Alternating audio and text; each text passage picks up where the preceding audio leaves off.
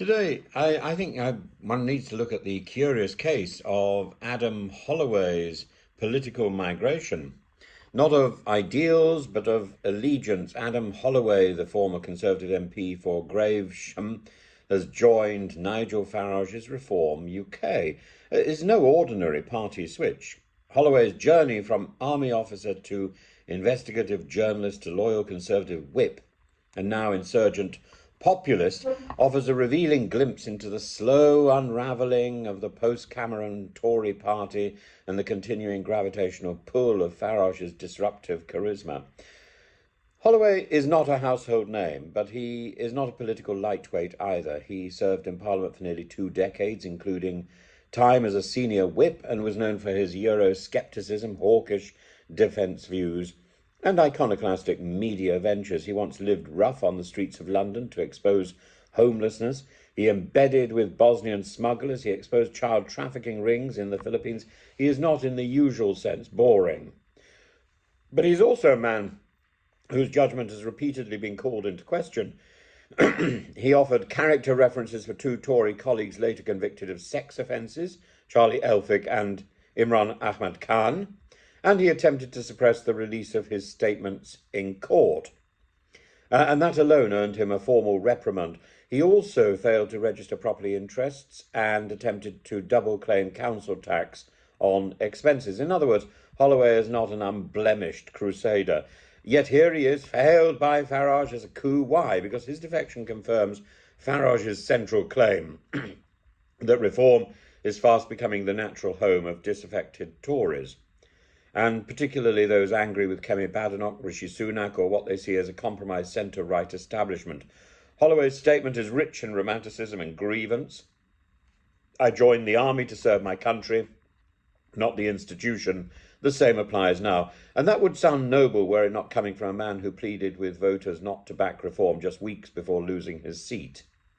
And Holloway posted on social media that a vote for reform is a vote for Labour, a line he now conveniently discards as mistaken. It's hard to avoid the suspicion that his move is animated as much by electoral vanity as by national crisis. Still, there is something theatrically compelling to his rhetoric. He speaks of national peril, of a bankrupt country, of the Conservative trenches being filled with cowards. He references Kemi Badenoch's interview with Trevor Phillips as a moment of political epiphany. It's a revealing scene, a Tory minister's admission that reform and the Conservatives are in fact worlds apart, and Holloway deciding that he'd rather be in the other world.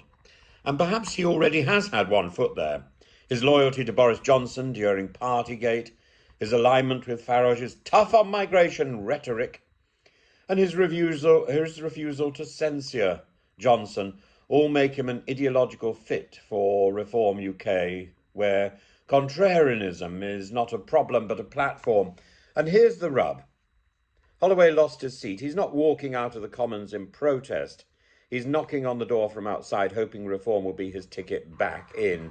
And that raises the real question, is this about principle or about re-entry?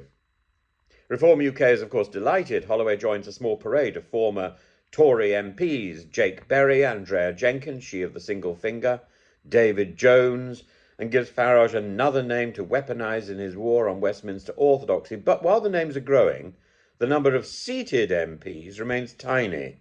As yet, no high-profile defector with a secure constituency has walked the plank. Ultimately, Holloway's defection is more symbolic than strategic. It tells us not that reform is winning, but that the Conservative Party is still bleeding. If Farage is a magnet for disillusion, then Holloway is proof that the old party no longer commands instinctive loyalty from its former generals. And we may scoff at the melodrama of it all, the talk of soldiers and trench warfare, but we shouldn't miss the underlying truth. There's an existential fracture on the British far right. And whether or not Holloway is re-elected, he is, for better or worse, a barometer of what many Tory voters now feel, that the party they supported for decades is no longer recognisable. And that's why this matters. Holloway's move is not in isolation decisive, but it is indicative, and the old loyalties are dissolving. And Farage, ever the opportunist, knows how to turn each defector into a drumbeat, louder, more frequent, more ominous for the Conservatives.